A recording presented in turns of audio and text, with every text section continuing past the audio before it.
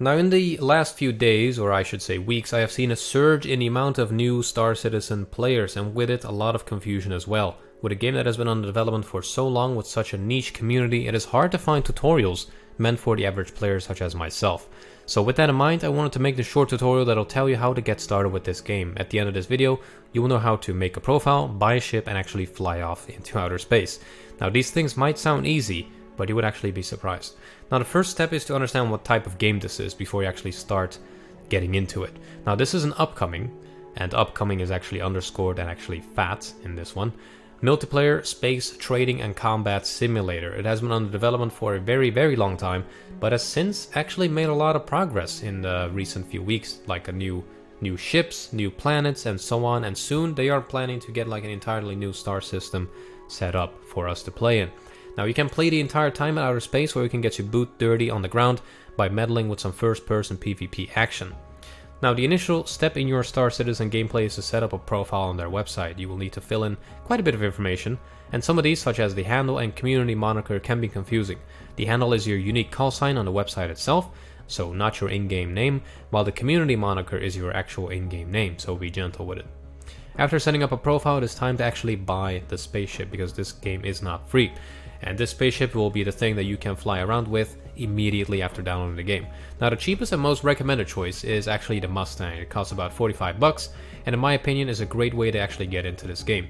Now important to note that there will never be any monthly charge for playing the game.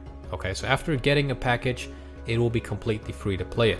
The only fee you would be paying is an in-game fee with in-game currency.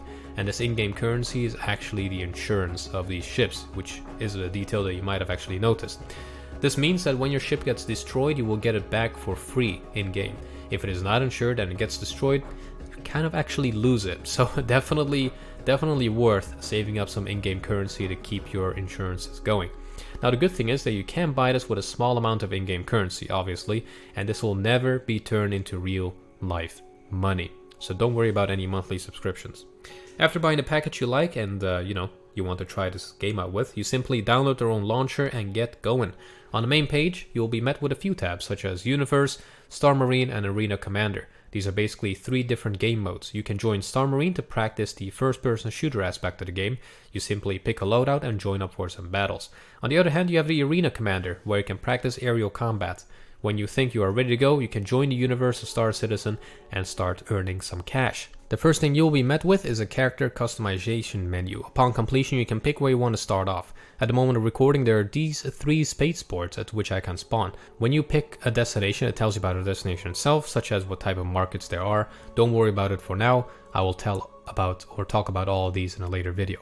Upon visiting location, you will wake up in your bunk bed, from which you start off your journey. Now the first thing you probably want to do is check out your own spaceship. To do this, you need to travel to the spaceport. Now if you're on a planet, you'll probably be in a city and you'll need to take the metro to the spaceport. If you're already in a spaceport, you need to take the elevator to the lobby. Find the vehicle retrieval console and call your ship. It'll tell you on which pad or landing bay it is. Take the elevator to it and enter your ship. To do this, you will need to know about some of the controls and keys necessary to perform simple tasks.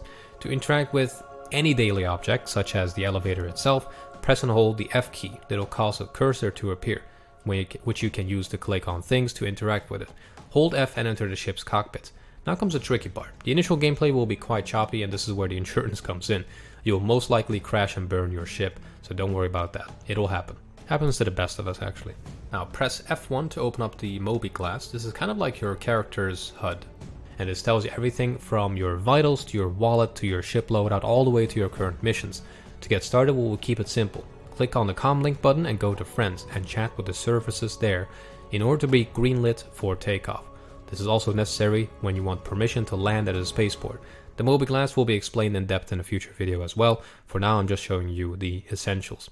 You lift off of space and use your mouse to aim the nose of the ship, similarly to how you would do this in games such as War Thunder. Go through your flight settings and adjust all your settings to your liking.